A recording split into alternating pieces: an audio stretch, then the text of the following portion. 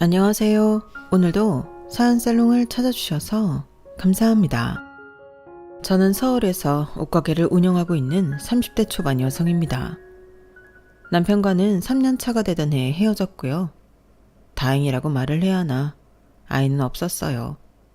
둘 다 사는 게 바쁘고 어느 정도 안정이 된 후에 아이를 갖자고 합의를 했는데 그 전에 헤어지게 된 거였죠. 물론 아이가 있다고 해서 제 마음이 바뀌지는 않았을 것 같은데 아이가 있으면 지금처럼 완전히 남남으로 연을 끊고 살 수는 없었을 테니 그동안 아이를 갖지 않은 건 정말 다행이라고 생각해요. 그에 반면 남편과 시댁가족들은 어쩌면 그런 작은 연줄조차 없다는 게 아깝고 아쉬울 수도 있을 거라고 생각하는데요. 그 점이 제가 두고두고 기분 좋은 이유예요. 사람이 원래 힘들 때 도와주고 잘 될 때 나누는 건데 이 인간들은 거꾸로인 사람들이었거든요. 제가 힘들 때는 연관짓지 말라고 하고 차갑게 외면하더니 제가 잘 되고 난 후에는 가족끼리 돕고 살아야 한다고 숟가락 젓가락 다 얹으려 하는데 이런 사람들과 더 살아봤자 제 등골만 달아 없어질 것이 뻔했죠. 그래서 과감하게 이혼이란 선택을 하게 되었는데 지금부터 그 이야기를 여러분들에게 들려드릴까 합니다. 그리고 미리 고백하자면 저는 어릴 때도 공부랑은 별로 친하지 않았고 글쓰기는커녕 책도 잘 안 읽은 사람인데요. 그래도 끝까지 최선을 다해 사연을 적어볼 테니 부족한 글이겠지만 제 이야기 끝까지 들어주시길 바라겠습니다. 그럼 사연 바로 시작해 볼게요. 저는 어릴 때부터 그렇게 공부 말고 멋부리는 걸 좋아했어요. 그래서 엄마 속을 많이 썩이는 못난 딸이었는데요. 지금 생각해보면 그런 부족함이 많은 자식임에도 엄마에게 크게 혼이 난 적은 없었어요. 저희 엄마가 이혼하고 저를 혼자 키우셨거든요. 먹고 살기 바쁘기도 하셨고 또 아빠 없이 자라는 딸이 불쌍해 잘 혼도 못 내셨던 엄마였는데요. 저희 엄마는 정말 생활력이 강한 분이셨어요. 지금은 은퇴하셨지만 불과 5년 전만 해도 다른 아저씨들과 공사 현장을 누비며 미장일을 하셨거든요. 그래서인지 늘 깡마른 체형에 쇼컷을 하고 있어 여성미라고는 찾아볼 수가 없었는데요. 저는 그런 엄마가 세상에서 제일 멋있다고 생각했어요. 그래서 평소에도 우리 엄마가 일하느라 맨날 작업복 입고 있고 안 꾸면서 그렇지 제대로 갖춰 입고 화장해서 멋 좀 부리잖아? 그럼 유명한 모델 뺨치지. 라고 생각할 정도로 엄마를 좋아했는데 아마도 다른 엄마처럼 공부 가지고 잔소리한다고 저를 혼내지 않아서 제가 엄마를 많이 좋아했던 것 같아요. 그리고 엄마는 세상에 공부가 다가 아니라며 저더러 평생 하고 싶은 일을 찾아서 하면 그게 성공이라고 늘 말씀하셨는데요. 저는 지금도 그 말이 제 진로를 정했다고 자부해요. 사실 공부 안 하고 잡지책이나 보고 화장하고 다닌다고 학교 다닐 때 선생님한테 엄청 혼났거든요. 그리고 제가 딱히 사고친 건 없는데 저를 문제아로 보는 선생님과 친구들이 많아 불이익을 당한 적도 많았어요. 그럼 어린 마음에 억울하다고 엄마에게 이야기할 수도 있는데 저는 그때도 억울한 건 억울한 거고 고생하는 엄마에게 걱정거리를 안겨주고 싶지 않아 말을 하지 않고 참았어요. 그래서 엄마는 제가 학교를 졸업할 때까지 아무 문제가 없다고 생각하셨다고 했는데요. 제가 나중에 어른이 되어 그런 일이 있었다고 하니 엄청 속상해 하시더라고요. 그런 일이 있었으면 엄마한테 즉각 말을 했어야지. 그랬으면 엄마가 가서 확 다 뒤집어 엎었을 텐데. 감히 금쪽 같은 내 딸한테 상처를 줘? 이런 폭삭 망할 것들. 이렇게 화를 내셨는데 다 지나간 일인데도 저에게 미안하다고 하셨는데요. 이렇듯 저는 엄마와 좀 각별한 사이였어요. 아빠는 제가 2살이었는지 3살이었는지 해외에 나가 돈을 벌어 오겠다고 나간 이후 잠적을 했다고 했는데요. 할머니와 그 집 식구들이 쉬쉬했지만 엄마 말로는 아빠가 해외에 나가 외국 여자와 딴 살림을 차린 것 같다고 하더라고요. 그리고 복잡하게 이혼을 했다고 했는데 그 때문인지 저희 엄마는 남자 보기를 돌같이 하셨어요. 다 결혼 전에는 하늘의 별도 달도 따다 준다고 설치지만 막상 결혼하고 나면 손 하나 까딱하지 않고 사고만 친다고. 자기 평생 2번의 결혼은 없다고 했는데 그렇기 때문인지 엄마를 좋다고 하는 아저씨들도 많았는데 엄마는 단 한 번도 흔들린 적이 없었어요. 자기랑 결혼하면 더 이상 힘든 일도 하지 않고 저도 잘 키워주겠다고 말하던 아저씨도 있었는데 엄마는 그저 콧방귀만 뀌었죠. 사실 그때 저는 살짝 흔들렸거든요. 엄마가 더 이상 고생하지 않고 저도 다른 아이들처럼 하고 싶은 거 다 하고 아빠도 생긴다는데 나쁠 것이 없다고 생각했는데요. 엄마는 아니라고 했어요. 결혼 전에는 무슨 말을 못해? 엄마는 그런 말 이제 하나도 안 믿어. 괜히 재혼 잘못해서 너나 나나 상처만 받고 힘들지. 그럴 바에는 조금 힘들어도 지금처럼 우리끼리 재미나게 사는 게 나아. 이렇게 단호하게 아니라고 하니 그저 저는 아쉬운 마음만 뒤로 할 수밖에 없었죠. 그리고 그 말을 제가 이제 와서 곱씹게 될 줄은 몰랐는데요. 저희 엄마의 그 말은 세월이 흘러도 무슨 예언가의 말처럼 꼭 들어맞는 말이었어요. 앞서 말한 대로 저는 어릴 때부터 옷을 좋아했고 그래서 언젠가는 제 취향이 가득한 옷가게를 운영하는 게 꿈이었는데 문제는 돈이었죠. 돈이 있어야 물건을 떼다 팔 수 있잖아요. 그래서 일단은 돈을 벌기 위해 고등학교 때부터 아르바이트를 많이 했어요. 목적은 돈이었지만 저는 거기에서 학교에서 배우지 못한 많은 것들을 배울 수 있었죠. 사회라는 곳이 어떤 곳인지 그때 알았거든요. 어리다는 이유로 무시를 당하고 또 일을 하고도 임금을 다 못 받는 경우도 있었는데 살아남기 위해 어떻게 해야 하는지 자연스럽게 배우게 되었어요.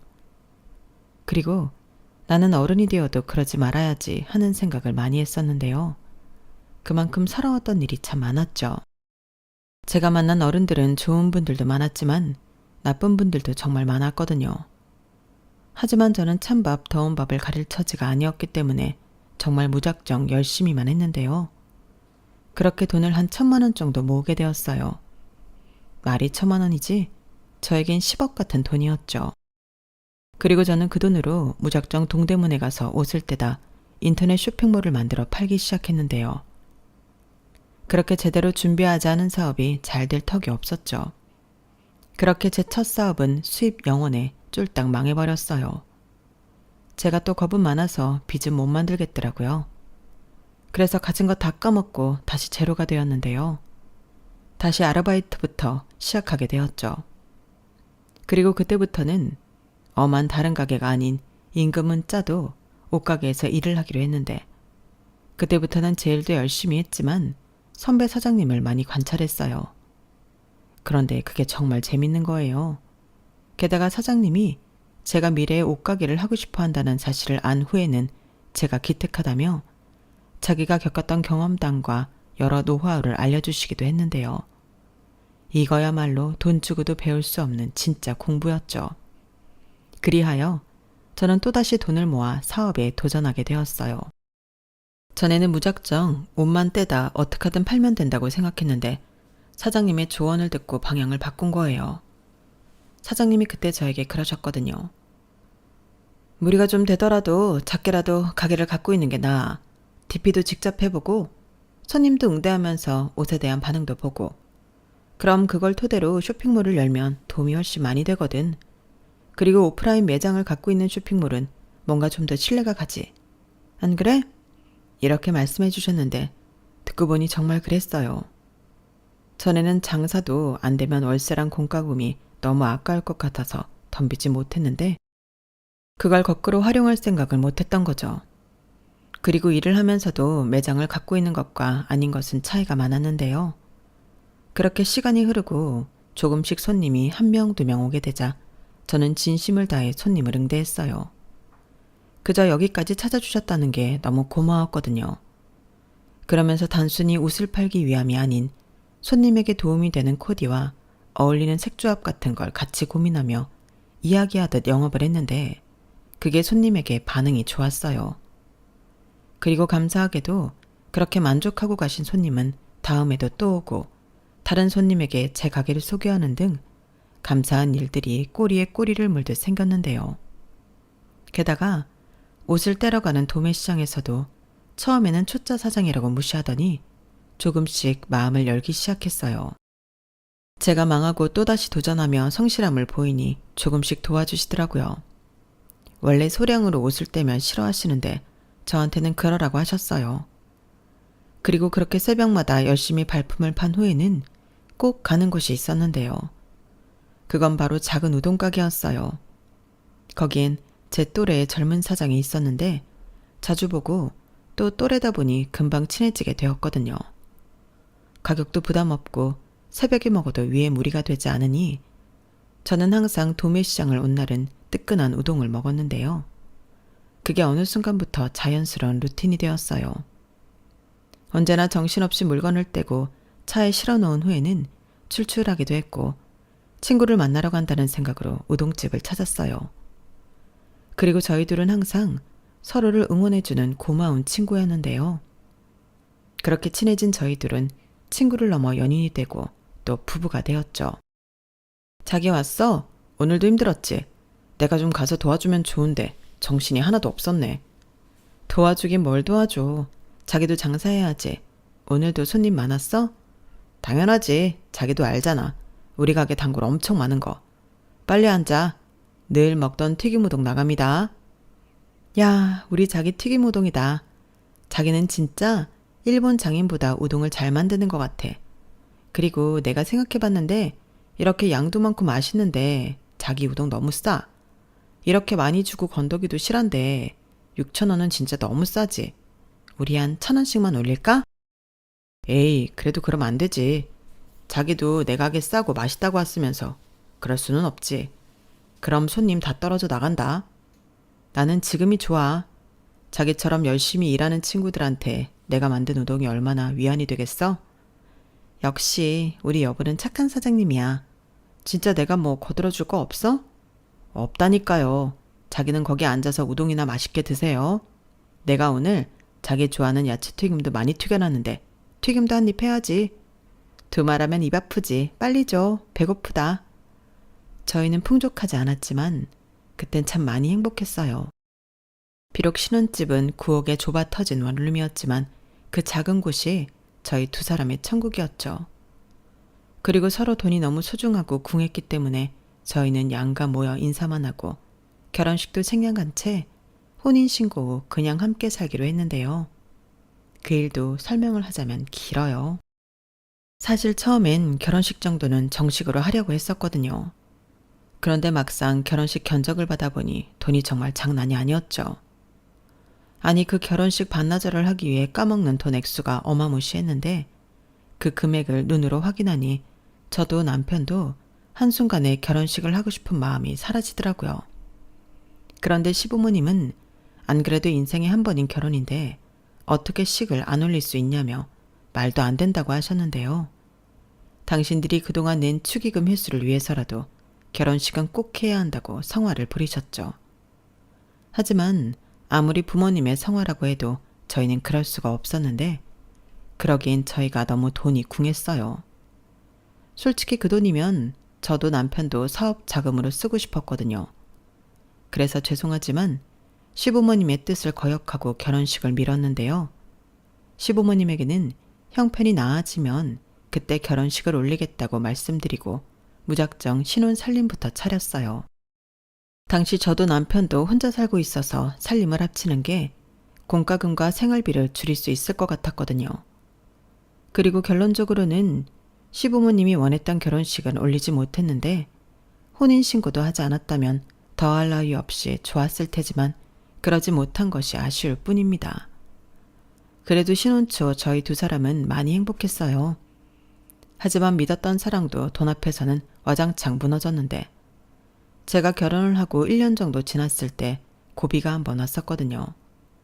사업이라는 게 크던 작던 늘 잘 될 수는 없으니까 위기가 오기 마련이잖아요. 그리고 그 위기가 저에겐 전화위복이 되었는데 그때는 그럴 줄 모르고 마냥 힘들기만 했었죠.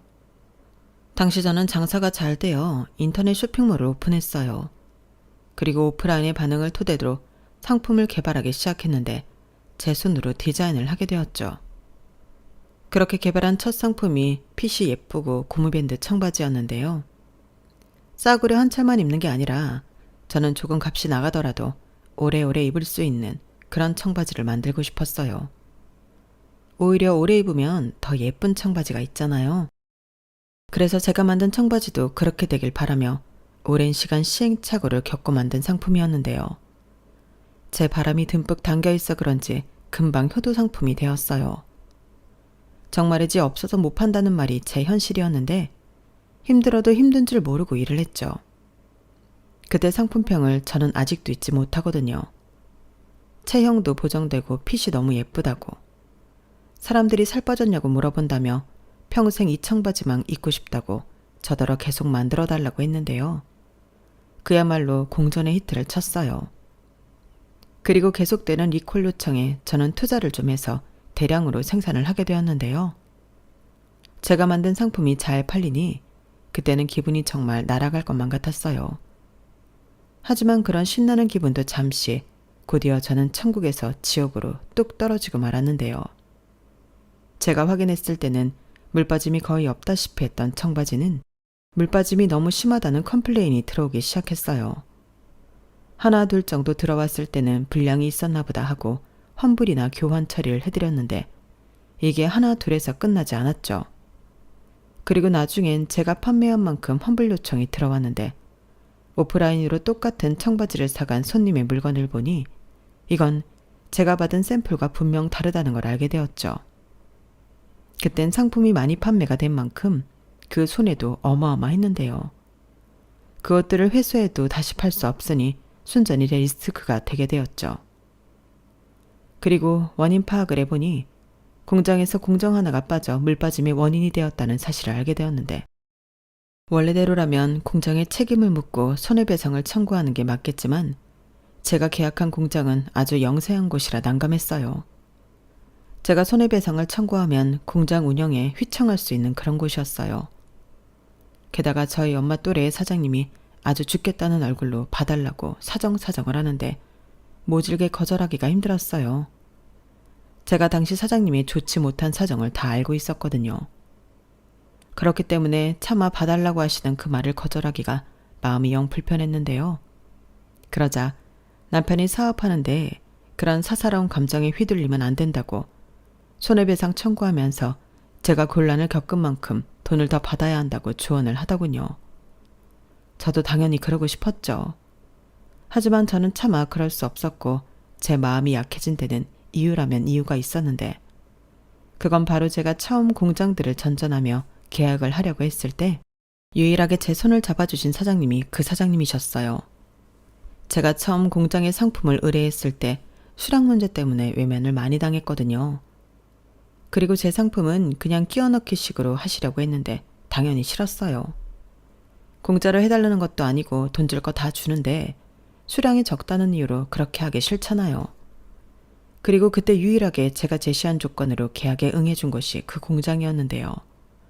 일을 하면서 사장님과도 껍데기와 소주잔을 기울이며 꽤 친분이 생겼어요. 그렇다 보니 남편은 사사로운 감정에 휘둘리지 말라고 했어도 저는 그럴 수 없었는데요. 그래서 제가 손해를 전부 떠안기로 결정했죠. 그러면서 빚도 3천만 원 넘게 생겼는데 남편에게 SOS를 쳤어요. 자기야, 정말 미안한데 나 돈 좀 빌려주면 안 돼? 내가 이자 쳐서 꼭 갚을게. 어?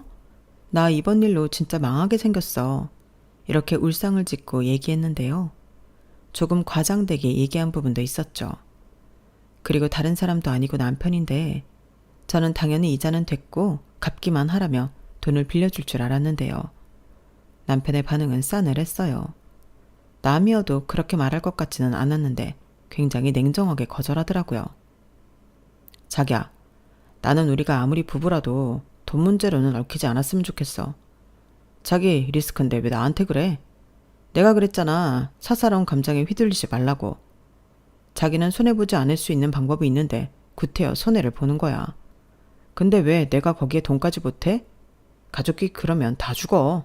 라고 하는데 그 소리를 듣고 있으니 제 말문이 턱 하고 막혔어요. 그래, 자기 입장에서는 그렇게 생각할 수 있지. 근데 그 사장님이 사정이 좀 안 좋아. 사모님도 많이 편찮으시고 직원들 월급도 겨우겨우 맞춰주고 있어. 그런데 거기에 대고 어떻게 나 살자고 그래. 그래서 남들 사정 다 봐주고 자기가 그 손해를 다 떠안아? 그건 아니지. 자기는 지금 보니까 사업하면 안 되겠다. 자기가 무슨 자선사업가야? 자기는 이익을 추구하는 상인이야. 돈 앞에서 사정이 뭐가 필요해? 그래, 맞아. 하지만 내가 당장 손해배상을 청구해도 그 사장님은 그걸 보상해 줄 수 있는 능력이 없어. 어차피 달라질 상황도 아닌데. 그리고 사장님이 두고두고 이번 일 보상하신다고 약속도 했고. 자기는 그 약속을 믿어? 그냥 하는 말이지. 위기 모면하려고. 그리고 그 사장이 돈 없는 걸 자기가 왜 걱정해? 어디 가서 빌리든 대출을 받든 그 사장이 알아서 할 일이지. 아무튼 나는 자기한테 빌려줄 돈은 없으니까 앞으로도 우리 서로 돈 얘기는 하지 말자. 내가 언제 자기한테 돈 얘기하는 거 봤어? 우리 각자 사업은 각자 알아서 하자. 남편은 저한테 장사할 그릇이 아니라는 듯 돈도 빌려주지 않을 거면서 일장 연설을 늘어놓았어요. 그리고 그땐 정말이지 나 또 망하는구나 이런 생각을 했었는데요. 하는 수 없이 친정엄마에게 사정을 이야기하고 돈을 빌리게 되었죠. 그리고 그 돈도 갚아야 하고 이번 일로 고객들도 떨어져 나갔으니 가게를 빼야 하나 하루하루 골머리가 아팠는데 그때 시어머니에게 연락이 왔어요. 남편에게 대강의 이야기를 들었다며 말을 시작하셨는데 저는 혹시라도 시어머니가 제 마음 상했을까 걱정돼서 전화를 하셨나 했거든요. 하지만 그 아들의 그 엄마라고 시어머니도 남편과 같은 말을 하기 시작했는데 그 말이 어째 남편이 했던 말보다도 더 서운하게 들렸어요. 너는 힘들면 그냥 접고 말 것이지 왜 우리 아들한테 돈을 해달라고 하니? 야무진 줄 알았더니 완전히 헛똑똑이네. 그래놓고 나한테 그렇게 잘난 척을 했냐? 네? 그게 무슨 말씀이세요? 제가 언제요? 너 우리 아들 뒤에서 조종해서 돈 아깝다고 결혼식 하지 말라고 했잖아. 어머니, 그거야. 제 딴에는 돈 아끼려고 그런 거죠. 저도 여잔데 웨딩드레스 입고 싶지 않았겠어요? 근데 그러려면 양가 부모님 한복도 해드려야 하고 식대에 대관료에 돈이 정말 장난이 아니더라고요. 됐다. 그러게 그렇게 돈 아깝다고 결혼식도 안 한 애가 왜 그렇게 멍청하게 사업을 하냐고. 우리 아들이 그러는데 네가 떠안을 빚이 아니라며. 그래서 우리 아들이 어지간하면 착해서 도와주는데 그건 아닌 것 같아서 안 도와줬다고 하더라. 못 도와준 게 아니고 안 도와준 거래요? 정말 기가 막히네요. 뭐가 기가 막히니? 우리 아들이 현명한 거지. 그럼 같이 망하니? 한 사람이라도 살아야 먹고 살 거 아니야. 너 두말할 것도 없이 네 사업 정리하고 우리 아들 가게 가서 일손 거들어라. 내가 볼 땐 그게 제일 나아. 왜 빚을 떠안고 있니? 어머니, 제 일은 제가 알아서 할게요. 그리고 당장 급한 불은 친정엄마가 도와주셔서 남편한테 돈 얘기할 것도 없고요. 제가 정 안 되면 어머니 말처럼 그렇게 하든지 다른 데 취직을 하든지 할 테니까 걱정하지 마세요. 내가 걱정을 안 하게 생겼니? 아무리 친정엄마가 도와줬다고 해도 그것도 빚이잖아. 안 갚아도 된다고 니네 엄마가 확실하게 말했어? 그거 아니면 그것도 빚이지. 다른 사람도 아니고 우리 큰아들한테 이런 일이 생겼는데 내가 걱정을 어떻게 안 해? 내가 정말 우리 아들한테 그 말을 듣는데 없던 혈압이 다 생기는 것 같았어. 너 행여 네 엄마 돈 갚아야 한다고 우리 아들한테 돈 달라고 하기만 해봐. 니네 엄마한테도 똑똑히 말해. 그 돈은 네가 빌린 거지 우리 아들이랑 상관없다고. 어머니는 혹시라도 제 사업 때문에 자기 아들 돈이 축날까 저를 잡아댔어요.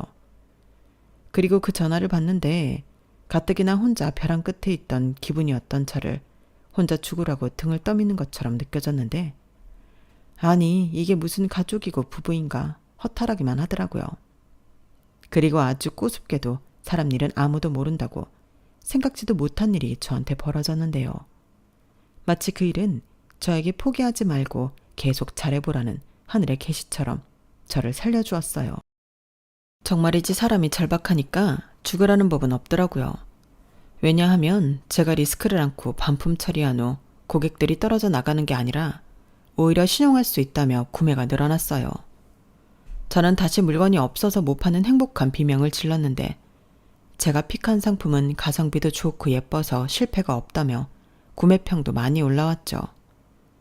그런 진심 어린 예쁜 상품평을 볼 때면 고객님이 제 마음을 알아주는 기분이 들어 울컥할 때도 있었는데 그래서 더 당장의 이익보다는 내가 손님이라면 만족하고 마음에 들어할 상품들을 만들고 고르는 등 저는 제 일에 더 열중했어요.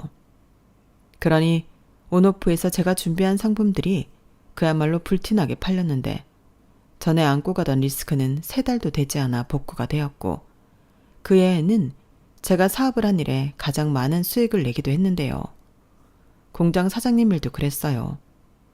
사장님은 그때 저한테 큰 은혜를 받았다며 제가 맡기는 상품은 더욱 신경 써주셨고 언제나 1순위로 작업해 주시는 등 결과적으로는 제 든든한 조력자가 돼주셨는데 옆에서 그걸 다 본 남편은 설마 했지만 제가 그 일로 전화위복으로 성공가도를 달리자 살짝 배 아파하는 것 같더군요. 저더러 자기가 운이 좋아서 그렇지 보통은 내 말이 맞아 라며 없어 보이게 변명을 하기도 했는데 그래도 서운한 마음은 사라지지 않았죠.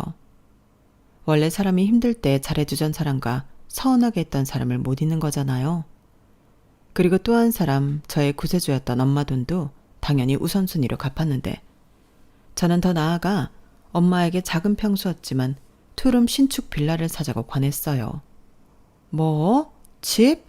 아, 됐어. 어차피 엄마 혼자 사는데 뭐가 중요해. 중요하지. 집이잖아. 엄마 여름이면 여기 하수구에서 냄새도 심하게 올라온다면서. 그리고 겨울이면 춥고. 매년 겨울마다 고생하면서.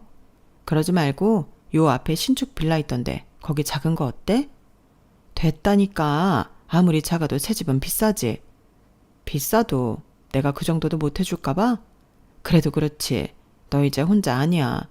정서방이랑 네 시댁에서 싫어할 수 있어. 됐다 그래.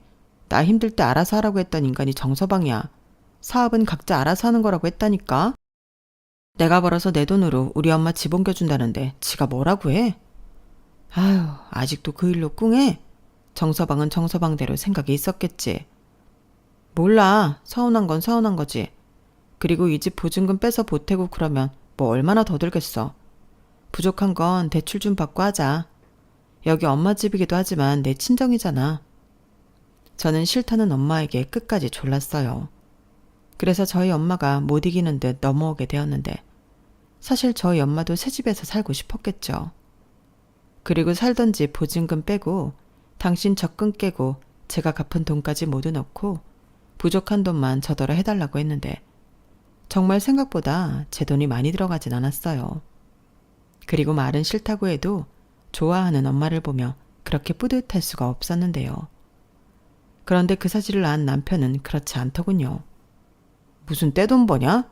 아니 사람이 손이 왜 이렇게 커? 장모님 집을 사들였다고? 이렇게 아주 눈을 까디집고 저에게 뭐라고 하기 시작했는데요. 그러면서 한다는 말이 친정이든 시댁이든 똑같이 해야 한다고 하더군요. 그리고 우리도 원룸 사는데 우리 집부터 어떻게 해야 하는 거 아니냐며 생각하면 생각할수록 저더러 괘씸하다고 하는데 제 입장에서는 사도 남말하는 거였죠. 제가 힘들 때도 잘도 외면하더니 이제 와서 남편 말은 완전히 제 주머니만 털자는 거잖아요. 그러면서 저더러 무슨 떼돈을 버냐고 비아냥거릴 때는 언제고 말을 저리 바꿀 수 있다니 뻔뻔하게만 보였는데요. 그냥 가만히만 있으면 중간이나 가지. 왜 지 돈도 아닌데 당당하게 여기저기 집을 해주라고 난리를 치는 건지. 저는 남편한테 실망했어요. 그리고 그게 시작이 되어 저희 부부 사이는 멀어져 갔는데 여기에 시어머니라는 사람은 자기 아들을 말리지 못할 망정 더한 사람이었는데요. 이번에도 자기 아들한테 들었는지 제가 친정집 이사를 도운 걸 알고 난리를 치기 시작하셨어요. 자기 아들한테 돈 달라고 할까 큰 소리를 내더니 이번엔 제가 번 돈이라도 저는 출가 외인이라 친정에 돈을 주면 안 된다고 하는 거예요. 그러면서 남편처럼 자기 집도 낡았다며 이사 가고 싶다고 아파트 타령을 하는데 신축은 바라지도 않으니 한강이 보이는 고층 브랜드 아파트로 집을 옮겨달라고 하더군요. 말도 안 되는 소리였죠. 저는 저도 모르게 콧방귀가 나오고 말았어요. 저희 엄마야 저에게 실질적인 도움을 주셨지만 시어머니와 남편은 1원도 보태주지 않았는데 저리 당당하게 말할 수 있다는 게 너무 신기했어요. 그래서 내가 왜 출가 외인이냐. 나는 우리 엄마 딸이고 나 힘들 때 유일하게 도와준 사람도 우리 엄마인데 결혼했다는 이유로 친정을 외면하라는 거냐며 한강뷰 아파트 가고 싶으면 며느리 말고 아들한테 얘기하라고 했는데요. 시어머니는 잠시 당황하더군요. 사실 제 말에 틀린 말은 하나도 없잖아요. 게다가 자기가 우기면 다 되는 건가요? 시어머니는 제가 남편을 운운하자 저더러 못 베어먹었다며 전화를 끊으셨어요. 저는 그러거나 말거나 신경을 쓰지 않았는데 그 뒤에는 뭐 무늬만 부부일 뿐 쭉 냉전의 시간을 갖게 되었죠. 남편은 계속해서 저더러 뭘 잘못했는지 모른다며 상대하지 않으려 했고 저 역시도 잘못한 게 없기에 평소처럼 제 사업에만 집중했죠. 그리고 물 들어올 때 노젓는다고 상승세에 접어들어 이것저것 시도한 상품들까지도 반응이 좋았는데요. 그전에는 옷만 중심적으로 팔다 가방, 신발, 액세서리, 자파까지 저는 판매 카테고리를 늘려갔어요. 그야말로 토탈 패션 사업을 하게 되었는데 전체적인 코디가 가능하다 보니 기대는 별로 하지 않았는데 판매량이 날이 갈수록 늘더라고요. 그리하여 제 사업은 점점 고수익을 내기 시작했어요. 그때는 모든 것이 다 처음이라 시행착오도 많고 저 혼자 대부분의 일을 하니 정신도 없었는데 그래서 남편과 시댁이 저를 괴롭혀도 바빠서 별로 신경을 못 쓴 적도 있었죠. 그러다 저는 본격적으로 사업을 더 키워보기로 결심을 했는데요. 작은 옷가게가 아닌 정식 사무실과 매장을 구분지어 제대로 하고 싶었어요. 게다가 제가 주먹구구식으로 하는 게 아닌 인터넷 쇼핑몰도 따로 전문적으로 관리할 수 있는 직원들이 있으면 좋겠다는 생각이 들었는데 확실히 전문 직원들을 고용하니 퀄리티부터가 달라지더군요. 물론 그에 따른 인건비는 발생하겠지만 그로 인해 판매량이 늘어났으니 비용이라는 생각도 들지 않았죠. 그리고 남편은 제가 더 잘 되니 배알이 꼬인 건지 저더러 헛바람이 단단히 들었다며 그렇게 일 크게 벌리다 망하면 빚더미에 오른다고 적당히 하라고 시비를 걸기도 했는데요. 그도 그럴 게 남편의 우동집이 그때부터 뭔가 잘 안 되기 시작했어요. 자기는 평소처럼 똑같이 한다고 했는데 손님들이 점점 줄어드는 모양 같더라고요.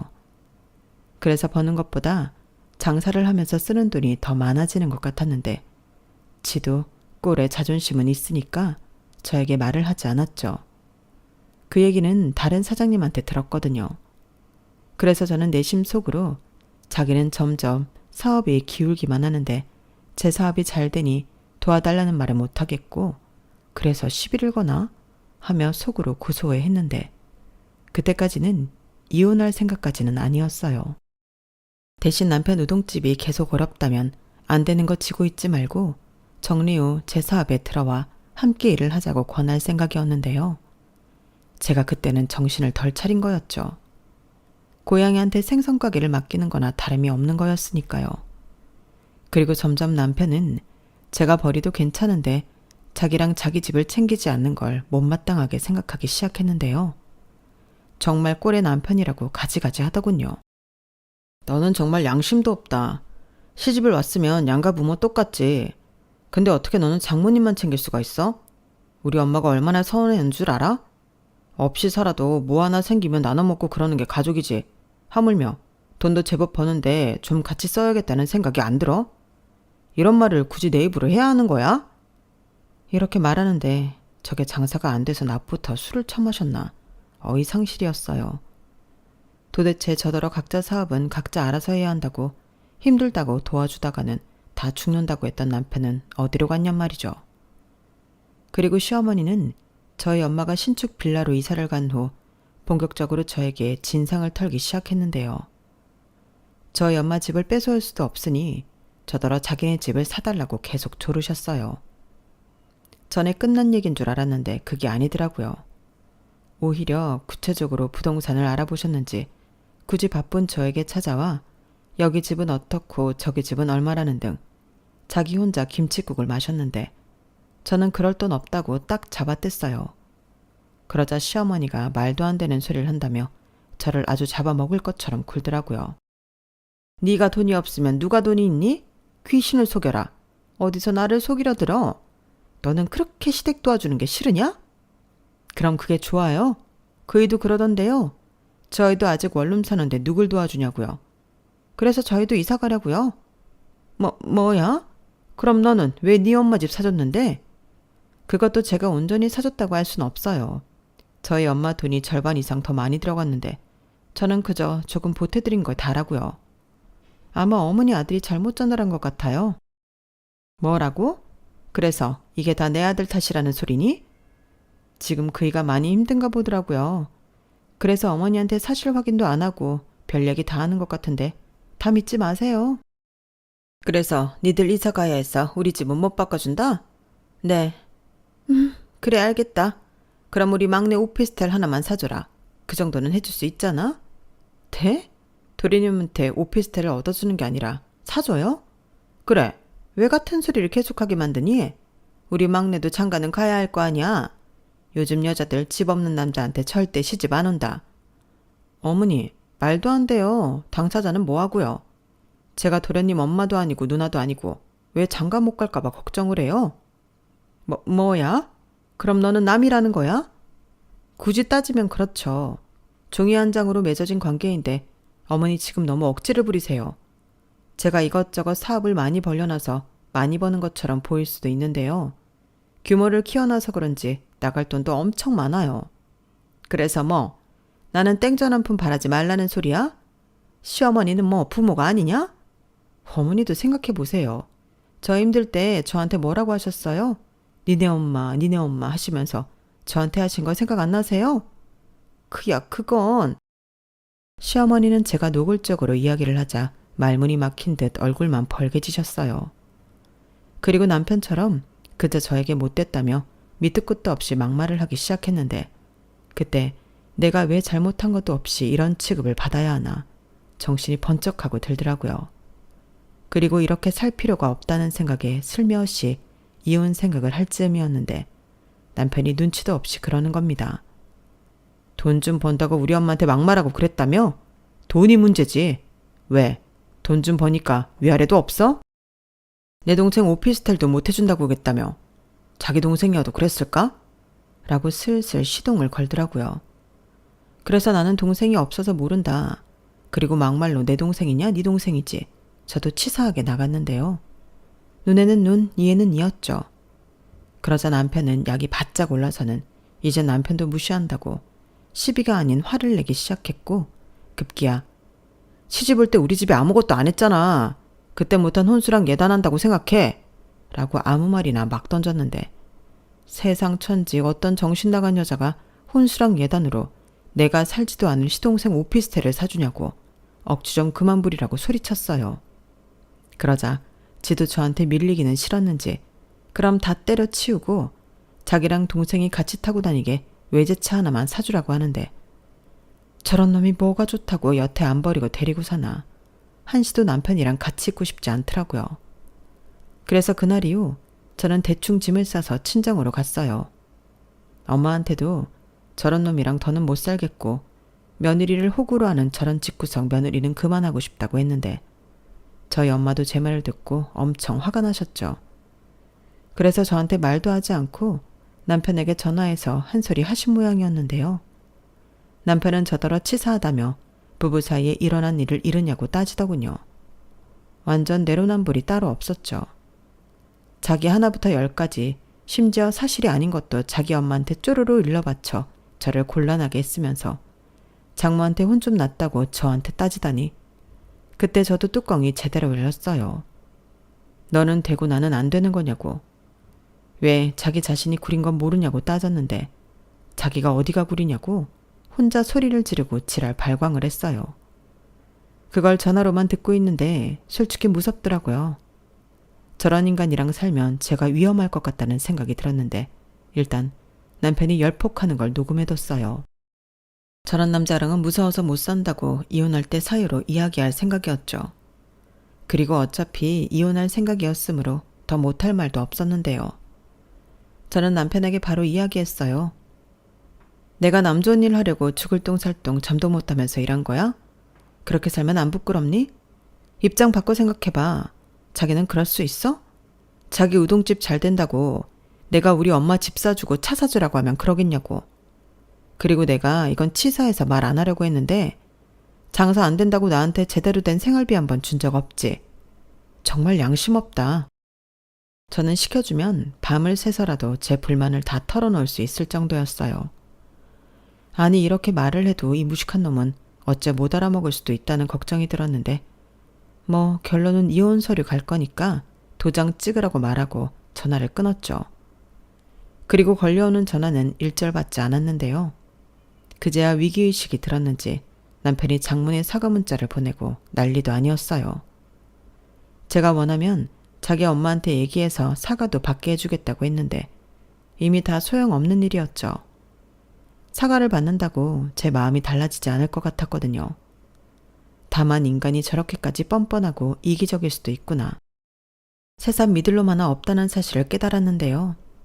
저는 아무런 대꾸도 하지 않았어요. 어떤 빌미도 주고 싶지 않았거든요.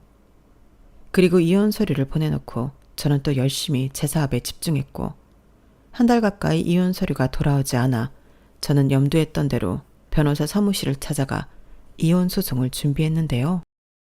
사무장님이 곧장 이혼 소장을 남편에게 보내겠다고 하시더군요.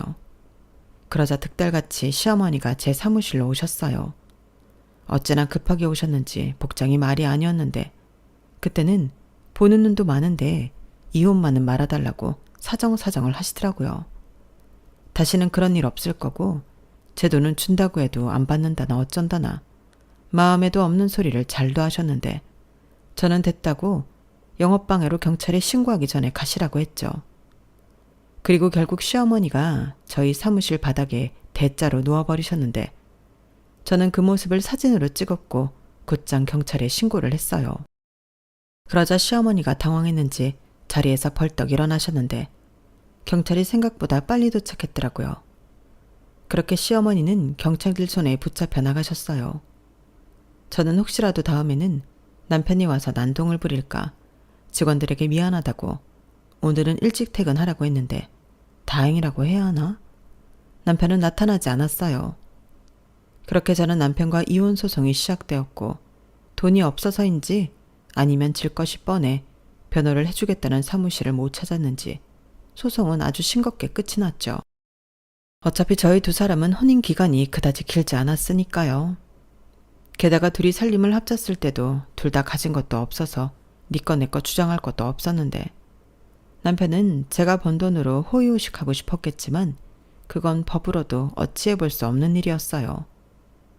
그렇게 저는 빈대 같은 남편과 깨끗하게 헤어졌고 남편은 들리는 소문에 가게 보증금도 다 까먹어서 길거리 장사를 한다고 했는데요. 그것도 얼마나 갈지 모르겠다고 주변에서는 혀를 찼어요. 솔직히 가격도 그렇고 맛도 없는 건 아니라서 성실하게만 하면 혼자 먹고 살 정도는 될 거라고 생각했는데 이젠 저도 알 바가 아니죠. 잘 먹고 잘 살든 못 먹고 못 살든 제 인생에서 그놈이 빠졌다는 것이 그저 신날 뿐입니다. 아주 알턴니가 시원하게 빠진 기분이 들더라고요. 그리고 지금 기분 같아서는 일만 열심히 하고 싶은 마음인데요. 또다시 위기가 찾아와도 멋지게 제 힘으로 극복할 수 있는 CEO가 되고 싶어요. 그렇게 열심히 살다 보면 그런 저와 꼭 맞는 누군가도 만날 수 있지 않을까 그런 생각도 해보는데 앞으로 펼쳐질 제 인생을 더욱 멋지게 살아보고 싶습니다. 저는 현재 오피스텔에서 혼자 지내고 있어요. 엄마가 저를 보면 걱정이 너무 많아서 그냥 혼자 있는 게 서로 낫겠다는 생각이 들어 독립을 하게 됐는데요. 대신 주말에는 엄마와 찜질방도 가고 1박 2일 여행도 다니고 어릴 때 못 해본 추억 만들기를 하고 있어요. 솔직히 이렇게 사는 것도 나쁘지 않더라고요. 무엇보다 가끔 듣는 엄마의 잔소리는 꽤 들어줄 만한데 그 잔소리를 들으며 언젠가는 저도 그런 엄마의 걱정이 무색할 만큼 잘 사는 딸이 되면 좋겠다는 바람을 가져봅니다. 이상 여러분들에게 들려드리고 싶었던 제 이혼 사연은 여기까지예요. 제 사연 어떻게 들으셨나요? 부디 제 전남편과 전 시어머니 같은 사람의 곁에 없길 바라며 지금까지 제 사연 들어주셔서 대단히 감사합니다. 안녕히 계세요. 건강하시고요. 여러분, 사연 댓글에 응원과 현명한 조언 부탁드려요. 좋아요와 구독은 저에게 큰 힘이 됩니다. 오늘도 좋은 일 가득하세요.